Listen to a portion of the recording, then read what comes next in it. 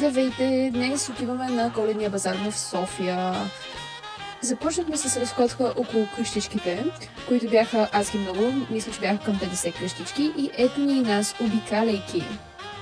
Докато се разхождахме, попаднахме на елхи на Таланта и започнахме да търсим една специфична елха, сред тях, която ще видите сега след малко. Докато се разхождахме, видяхме светеща 2025 година и се надяваме тя да е по-добра година за нас. Продължихме в търсенето на тази заветна елха, докато ня видяхме, а именно елхата на Лава Бер, която беше много красива и много ни хареса. Отидохме да я видим и беше много готина. След като обиколихме абсолютно всички елхи, си взехме за хапване. Хапването беше много вкусно и останахме много доволни.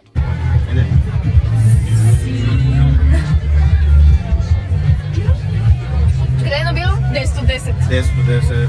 И яденето също беше 10 от 10. Това беше от нас. Чао!